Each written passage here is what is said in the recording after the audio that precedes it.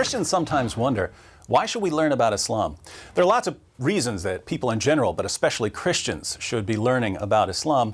Let's consider 5 of them. First, numbers. Islam is the second largest religion in history after Christianity. There are about 1.6 billion Muslims in the world. That's over a fifth of the world's population. There are currently more than 1,200 mosques in the United States and more than 6,000 in Europe. And according to many sources, Islam is the fastest growing religion in the world. So Islam is big, and it's getting bigger. When that many people believe something, it's a good idea to learn what they believe. Second, Christians can't communicate the gospel clearly to Muslims without understanding what Muslims believe, because the Quran distorts the meaning of Christian claims. For instance, Christians claim that Jesus is the Son of God. But when we say Jesus is the Son of God, Muslims think we're claiming that God had sex with a woman and produced Jesus as an offspring. They believe this because the Quran says, "How can Allah have a son when he has no wife?" Surah 6, verse 101. Now, when Christians call Jesus the Son of God, we're not talking about God having sex and producing an offspring. No Christian has ever meant that. But that's what Muslims think we mean, because the Quran says that's what it means to call someone the Son of God. There's a similar problem when it comes to the doctrine of the Trinity. According to the Quran, Surah 5, verse 116, Christians believe in a Trinity made up of God, Jesus, and Mary.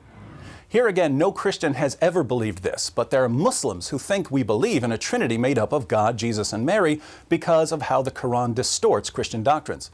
So if we don't know what Muslims believe, we won't understand how they're misinterpreting what we say when we preach the gospel. Third, Muslims are trained to challenge the core doctrines of Christianity. Jesus taught his followers lots of things, but when they preached the gospel in the book of Acts, they preached that Jesus is the divine Son of God who died on the cross for sins and rose from the dead. Deity, death, and resurrection. These are the 3 core teachings of the Christian gospel. Islam denies all 3 of them, and so Muslims are taught to challenge Christians on these issues. Muslims are taught to attack Christianity where it matters most. If Christians don't know about Islam, we won't know how Muslims are going to challenge our beliefs, and we won't know how to challenge their beliefs. Fourth, many Muslims are so confident that Islam is true because they've been told all their lives that it's indisputably true, that they can't seriously consider any alternatives to Islam. My best friend in college was a Muslim. That's why I started studying Islam. We talked about Christianity for a couple of years, but he was so confident that Islam was true, he really wasn't taking Christianity seriously. It was only after we began looking at some of the problems with Muhammad and the Quran that he realized, maybe what I've been told about Islam all my life isn't true. Maybe I need to think through this more carefully. He's a Christian now. He's one of the speakers for Ravi Zacharias International Ministries. So giving Muslims some facts about Muhammad and the Quran is crucial, and we can't give them these facts unless we know what the facts are. Fifth, Islam thrives in an atmosphere of ignorance. I've met lots of converts to Islam over the years, but I've never met a single person who converted to Islam after carefully studying Islam. When I meet a convert to Islam and I ask, "Why did you convert to Islam?" it's almost always because the person was given some false information.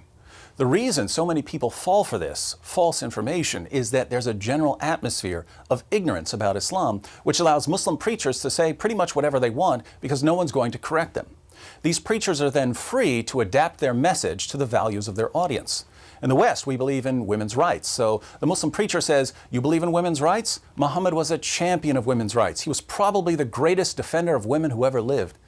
People in the West usually have a high respect for science. So the Muslim preacher says, "The Quran is filled with scientific claims that could only be verified centuries after Muhammad's death. Science proves that Islam is the truth." In an area where no one knows much about Islam, many people believe what they hear from these Muslim preachers and they convert to Islam.